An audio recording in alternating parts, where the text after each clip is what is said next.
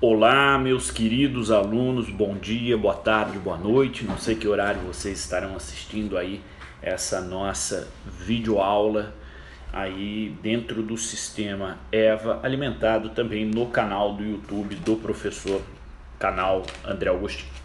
Bom, estamos na sexta semana aí de quarentena, enfim, dentro do sistema EVA. Estamos passando pelo conteúdo programático.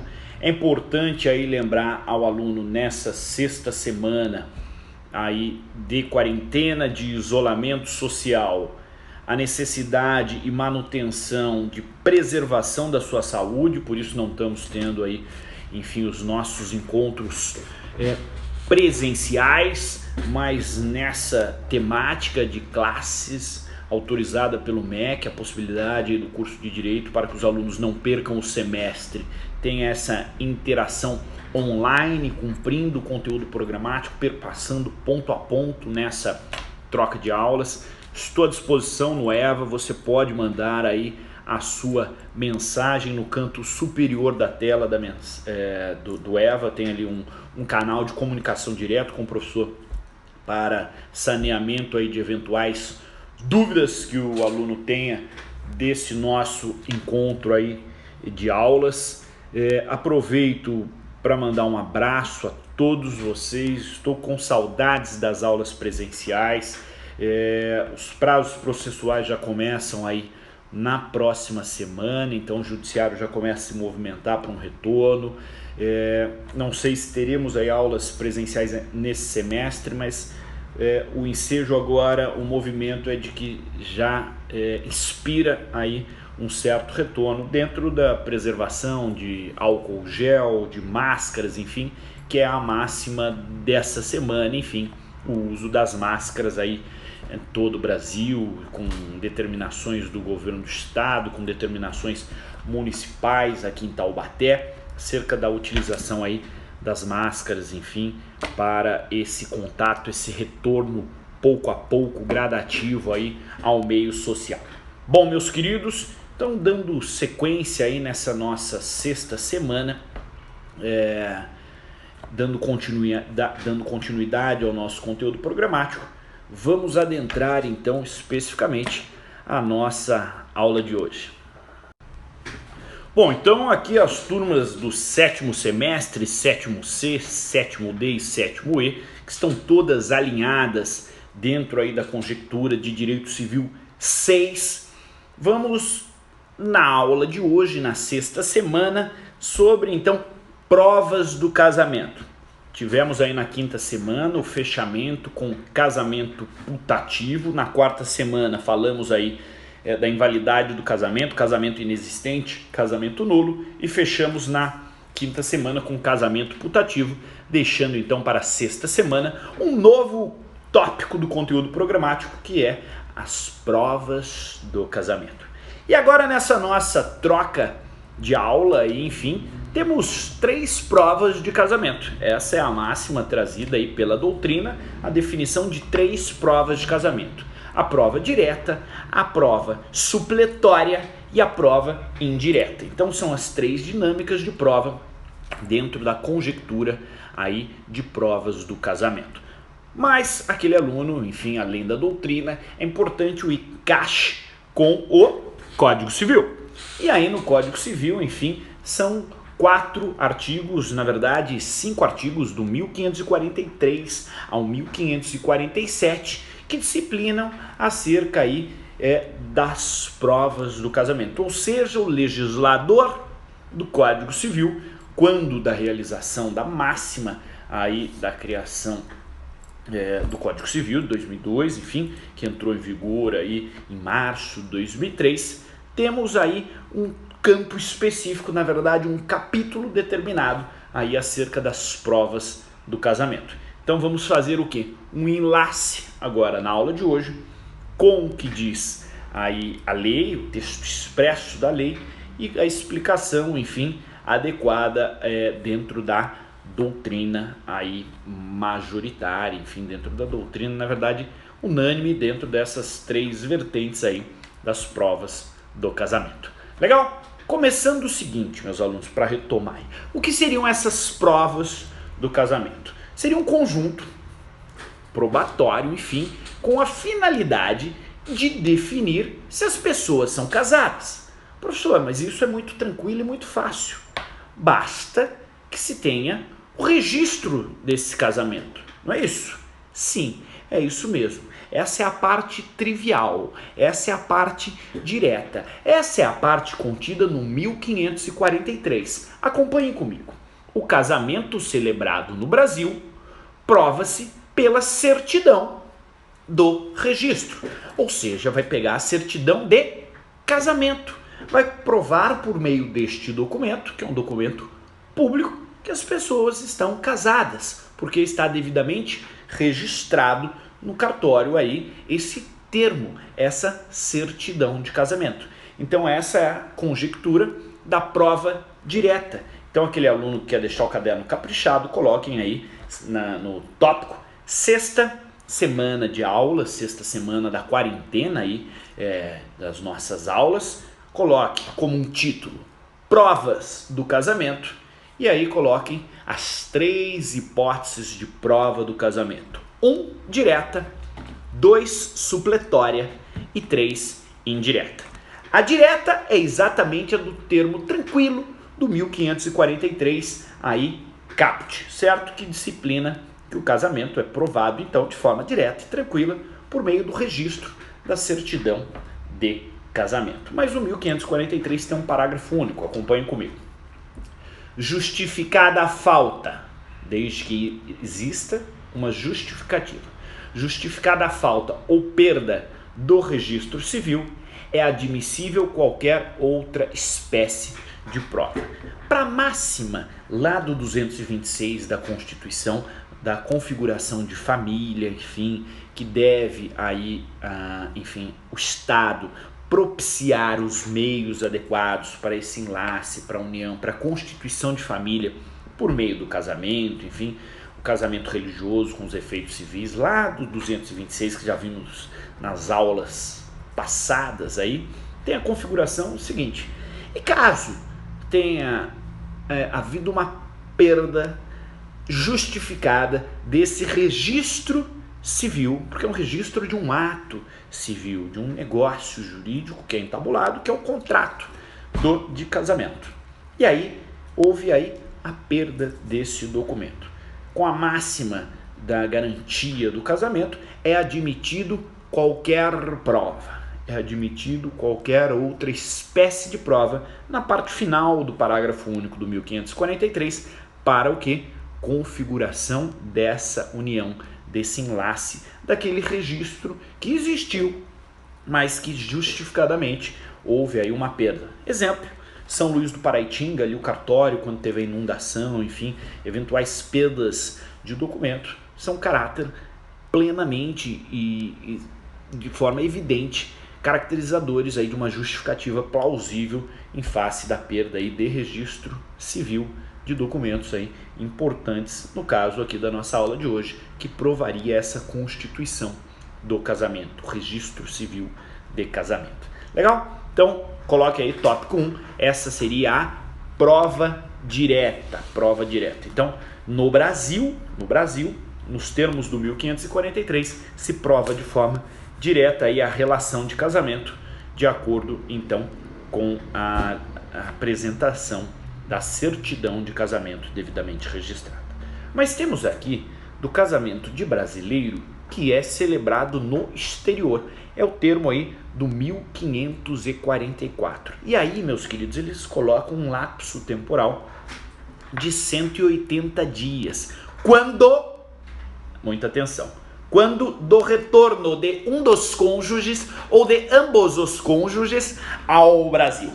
Muita atenção nisso, no lapso temporal, neste prazo de 180 dias, quando regressam ao Brasil um dos cônjuges ou ambos, os dois cônjuges regressam ao Brasil, eles têm um prazo de 180 dias. Atenção ao prazo que o concurso público, a OAB, as provas, as questões aí objetivas buscam vincular o prazo correto de 180 dias, mas macular este prazo à data da celebração do casamento. muita atenção que a data, o prazo, o lapso temporal de 180 dias, em termos com 1544, que vamos fazer a leitura, ele terá o cômputo quando do retorno ao Brasil, e não quando da data da constituição, da celebração do casamento. Acompanhem comigo. 1544. O casamento de brasileiro celebrado no estrangeiro perante as respectivas autoridades ou os cônsules brasileiros, ok? Tranquilo. Agora, deverá ser registrado em 180 dias. Deverá ser registrado em 180 dias. E qual é o marco inicial deste prazo? Em 180 dias. A contar da volta, do regresso de um ou de ambos os cônjuges ao Brasil. Pegaram um marco? É isso que eu quero que vocês gravem aí. O marco do cômputo dos 180 dias é quando do retorno, do voltar ao Brasil. Legal? E aí onde vai ser registrado isso? No cartório do respectivo domicílio, né, onde vão residir ali, onde vão se valer da constituição da família, enfim, onde vão morar, ou em sua falta, não sabe, tá meio assim, mas sabe o estado aonde vai ficar. Ou em sua falta, no primeiro ofício da capital do estado que passarem a residir. Então, ou no domicílio, não havendo, então, no primeiro ofício do estado da onde passarem a residir. Legal? Show de bola. Com isso pegamos tanto o casamento de brasileiro no Brasil, 1543, quanto também o marco dos 180 dias, quando o casamento de brasileiros se dá no estrangeiro perante autoridades e cônsules competentes. Maravilha? Beleza. Vamos agora, então, na concepção e na continuidade aqui disso, verificar aí o que a doutrina, enfim, fala do que seria esse casamento direto. Ela inclui tanto o 1543, tanto o 1544 atrelado ao registro. Legal? E aqui vamos às provas diretas, complementares ou supletórias do parágrafo único. Recordem comigo que, justificada a falta ou a perda de registro civil, parágrafo único do 1543, é admissível qualquer outra espécie de prova. Essa espécie de prova, na verdade, serão provas complementares para a configuração da prova direta, ou seja, provas suplementares, supletórias, certo? Então, justificada a falta, a perda do registro civil, é admissível qualquer outra espécie de prova.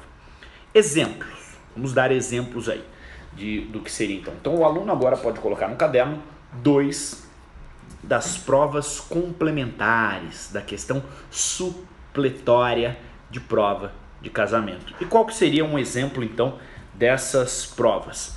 Documentos que constam a situação de casado, qualquer outros documentos, tais como, por exemplo, cédula de identidade, o RG, o passaporte e a certidão dos proclames ali pré-nupciais, enfim. Então, essas são as provas aí que vão fomentar, que vão viabilizar de forma supletória a configuração do casamento direto. Então, nos termos do parágrafo único, que admite qualquer prova para a configuração aí do casamento direto quando da perda justificada de documentos, é tido como a segunda hipótese de provas do casamento, provas suplementares aí, provas então complementares. Beleza? Vamos dar continuidade aqui ao 1545, que daí está dentro das provas indiretas. Na terceira hipótese é o 1545, o 1546 e o 1547.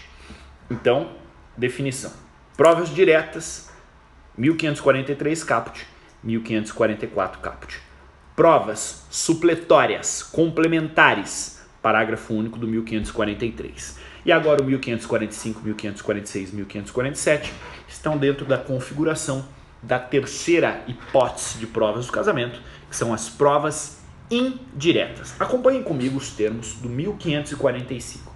O casamento de pessoa que na posse do estado de casada. E eu quero dar uma pausa aqui para falar o que é essa posse do estado de casado, porque os próximos artigos também vão falar dessa posse do estado de casado. E o legislador não configurou, não deu aí um anseio do que seria essa posse do estado de casado, deixando então para a doutrina aí disciplinar acerca do que seria essa posse do estado de casado, porque carece de uma conceituação legal. Mas a doutrina diz o seguinte, que a posse do estado de casado, ela ocorre quanto ao comportamento do casal, certo? O comportamento do casal demonstrado de forma pública e notória,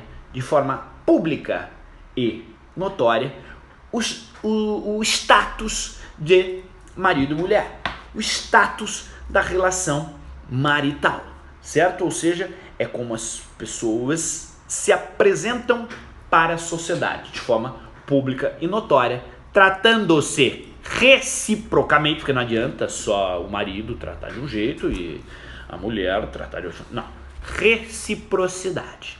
Existe reciprocidade de caráter marital entre o marido e a mulher. Existe então a configuração do estado de posse de casado que apresentam para a sociedade de forma pública e notória. Eles se comportam de uma forma que gera a presunção, então, de que encontram-se aí casados.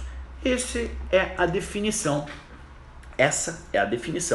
da doutrina para o que diz aí, então, na posse do estado de casado. Bom, então o casamento de pessoas que na posse do estado de casado, que se apresentam de forma pública, não possam manifestar a vontade, seja por qual motivo for, então não pode expressar a vontade, ou já tenha falecido, então estavam aí nessa definição de posse do estado de casado, mas um não pode manifestar a vontade, ou o outro já tenha falecido, não se pode contestar em prejuízo da prole comum. Então é garantido aí a prole aos filhos, essa conjectura do elastecer matrimonial, salvo mediante certidão do registro civil. Lembra lá da posse direta, lembra lá do 1543, a prova direta, se um dos cônjuges já era casado. Olha lá, acompanhe comigo. Salvo mediante certidão do registro civil que prove que já era casado alguma delas,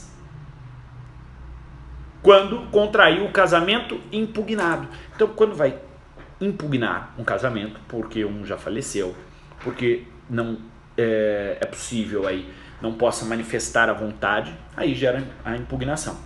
Por quê? Porque a pessoa já faleceu e você quer configurar o casamento?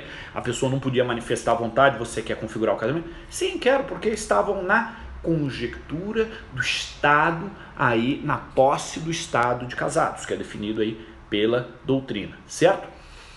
Aí, nessa conjectura, esse casamento impugnado, ele só gerará reflexos aí quando de forma probatória for possível então demonstrar que um dos cônjuges ali já era casado, já tinha o registro civil.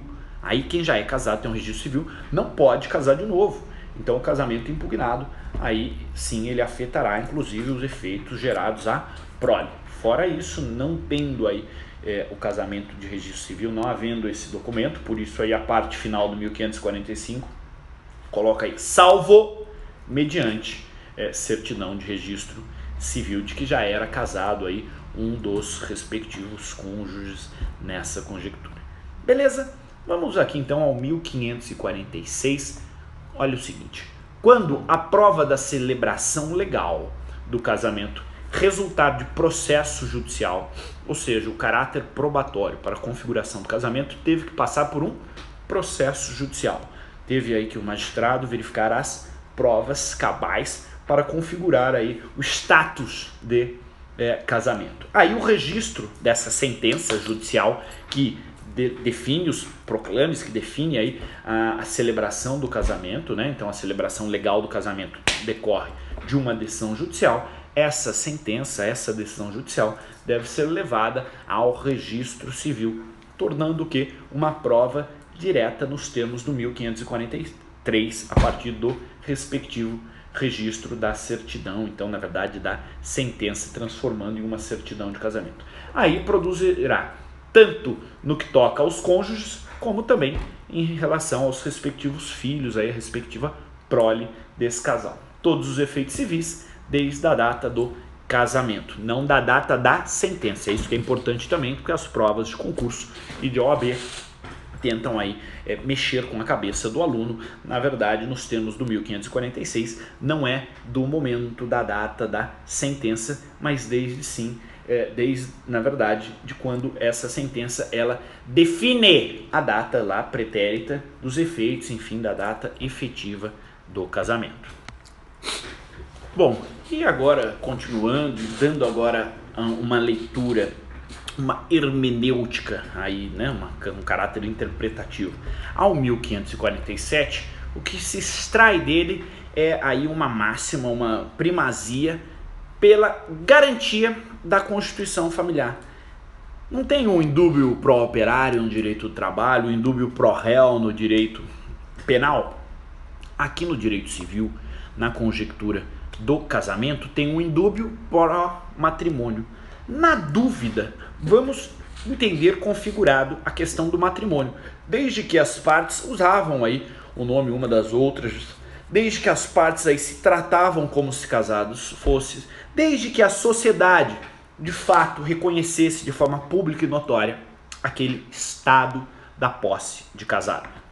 Ou seja, que viviam aí como marido e mulher. Então, na dúvida, vamos em pró-matrimônio. É o prestígio da máxima da Constituição da Família, lá nos termos do 226 da Constituição Federal. É a busca da função social, se as pessoas estão juntas, unidas e se portam aí com caráter de reciprocidade desse enlace, dessa união perante a sociedade, deve-se garantir aí, então, essa máxima, essa proteção à questão da família, função social de constituição de família. Então, o 1547, fechando as provas de casamento, na dúvida entre as provas favoráveis e contrárias, julgar-se-á pelo casamento. Julgar-se-á pelo casamento. Olha aí o que está entre vírgulas no 1547, é o indúbio pró-matrimônio. Na dúvida entre provas favoráveis, de que estão casados, de que estavam no estado de posse de casado, se tratavam de forma pública e notória recíproca, e aí, na conjectura de provas contrárias, no indúbio, na dúvida, vamos pró-casamento, julgar-se-á pelo casamento. Se os cônjuges cujo casamento que vem se impugnar, né, estão impugnando a conjectura do casamento, viverem ou tiverem vivido na posse do estado de casados. Que o legislador não disse o que é essa posse do estado de casados, mas já mostrei para vocês que a doutrina define que é aqueles que se portam como se casados fossem de forma pública e notória perante a sociedade e nessa conjectura recíproca.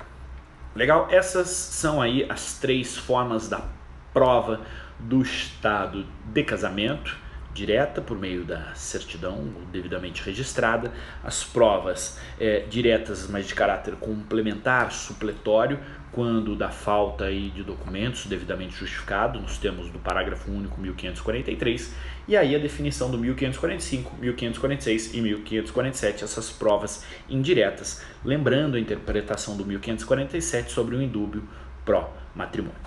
Legal, com isso, meus queridos, fechamos aí a 6ª semana de aulas. Grande abraço a todos vocês. E é isso aí, vamos superado então este tópico. Vamos todos aí continuar os estudos, enfim, e galgando para logo um retorno breve das aulas presenciais. Valeu!